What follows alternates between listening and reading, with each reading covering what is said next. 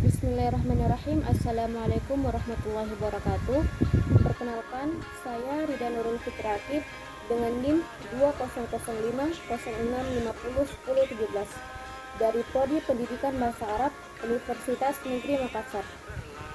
Pada video kali ini saya akan membahas tentang al-mushkilatu fi istifdani al-wasail ta'limi wa halalah, atau permasalahan yang terjadi dalam penggunaan media pembelajaran. Sebenarnya ada banyak permasalahan-permasalahan yang bisa terjadi dalam kegiatan pembelajaran. Namun, pembahasan saya pada kali ini berfokus pada topik yakni adamu ittiqanil ba'idi li muharati istifdamuha wa da'fu at-takhtitil musbaqi satahdimu, yaitu kurangnya tenaga laboratorium dan kurangnya sarana dan prasarana yang ada di sekolah. وهذه الفقط يكون في بعض المدارس خاصة في المنطقات الريفية، حيث في المنطقات الريفية لا يكون توفر الأدوات اللازمة لا تستخدمها كوسائل التعليمية، فيمكن لم توجد هناك المختبرات أو المعمل اللغة وغيرها، لأن أموالا كافية ليست للمدرسة موجودة لشراء الأجهزة والأدوات، وهذه ينبغي للحكومة أن يهتم بمساعدة في شراء الأجهزة والأدوات al-lazimati ilal madrasah, yang mana maksudnya yaitu kurangnya tenaga laboratorium dan kurangnya sarana dan prasarana yang ada di sekolah. Ini terjadi di beberapa sekolah, terutama di daerah terpencil atau pedesaan, di mana daerah terpencil atau pedesaan tersebut belum tersedia alat-alat yang bisa digunakan sebagai media pembelajaran di sekolah. Tidak adanya sarana dan prasarana yang bisa digunakan dalam kegiatan pembelajaran disebabkan karena tidak adanya biaya yang cukup untuk menyediakan peralatan-peralatan seperti laboratorium, komputer, dan lain-lain. Oleh karena itu, pemerintah harusnya membantu dalam membeli perlengkapan dan peralatan yang diperlukan untuk sekolah. Nah, berikut ini saya akan menampilkan video terkait sekolah di pedesaan yang minim fasilitas pendidikan.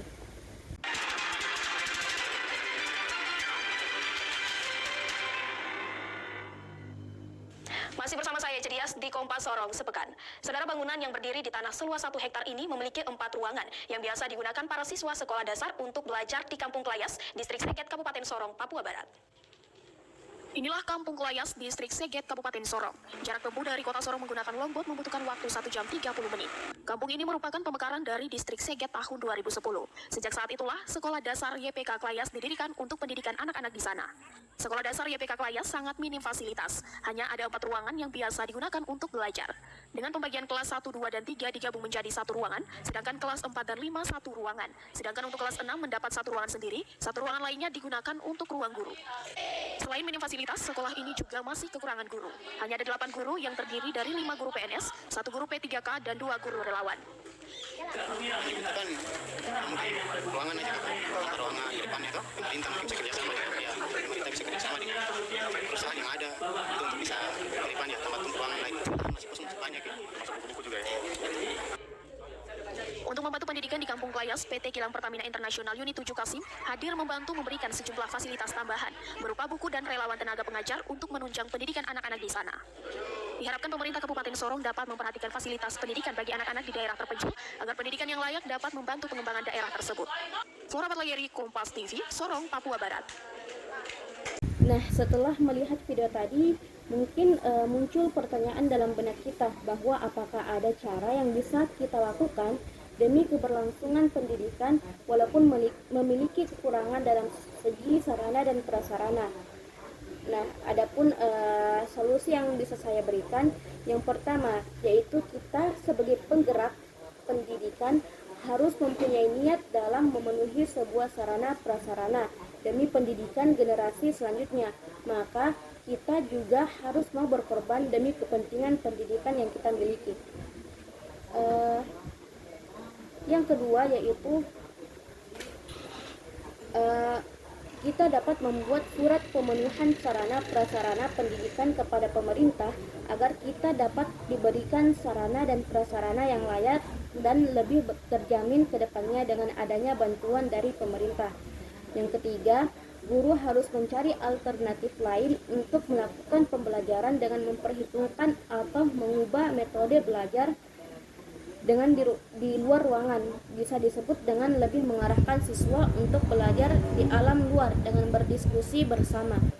Yang keempat yaitu guru juga harus lebih kreatif dalam mengambil cara lain dalam melakukan pembelajaran dengan memperbanyak praktek seperti diskusi dalam kelompok dengan keterbatasan sarana dan menggunakan cara belajar dengan bermain demi keberlangsungan pendidikan. Dengan itu juga siswa akan lebih mengerti dan lebih memahami keadaan sehingga lebih semangat dalam melakukan pembelajaran.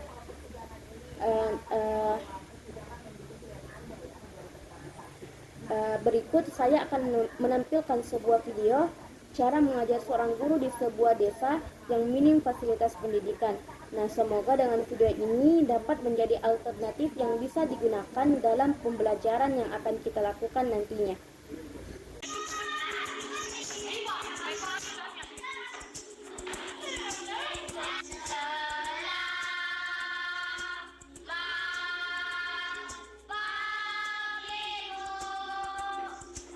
Inilah kelasku. Kuhias sedemikian rupa agar anak-anak mau masuk kelas dan betah bersama aku. Bapak kepala sekolah mempercayakan kelasnya untuk aku ambil alih hingga berakhirnya masa penugasanku. Taman Kanak-kanak dan Pendidikan Anak Usia Dini atau PAUD belum masuk ke desa Tanjung Mato. Jadi kelas 1 adalah awal dari jalan panjang menempuh pendidikan di sini.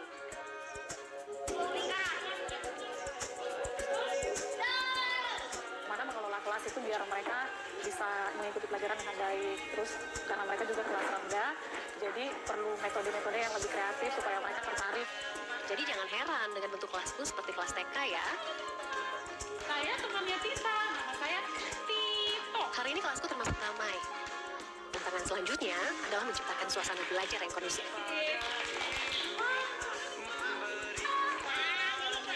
Tidak jarang aku harus memutar otak untuk hal ini. Anak-anak di sini mudah bosan. Alhasil, tampak salah aku ajak mereka keluar kelas sambil mencari udara segar. Metode belajar seperti ini selalu ampuh mengusir rasa jenuh pada anak muridku. Sekali lagi aku tekankan kepada mereka bahwa belajar itu bisa dari mana saja dan di mana saja.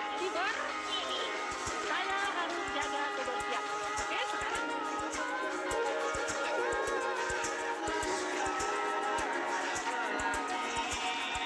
Nah, setelah mendengarkan beberapa penjelasan dan video yang saya tampilkan, maka ada pun kesimpulan dari pembahasan ini yaitu walaupun terjadi kendala dalam menggunakan media pembelajaran di daerah terpencil, terutama pada masa pandemi, pendidik diharap mampu untuk kreatif dalam mendidik para peserta didik agar mereka tidak tertinggal dalam pembelajaran. Kita tahu bahwa masing-masing daerah, baik daerah terpencil maupun daerah berkembang, memiliki tantangan tersendiri. Namun, tantangan tidak boleh menjadi sebuah hambatan. Pendidikan harus membawa perubahan untuk mencetak generasi yang bermartabat untuk hidup lebih sejahtera. Upaya menjawab tantangan abad ini harus didukung dari berbagai pihak, baik pemerintah dan juga guru. Pemerintah dan guru memiliki peran masing-masing untuk mewujudkan cita-cita nasional. Sekian dari saya. Wassalamualaikum warahmatullahi wabarakatuh.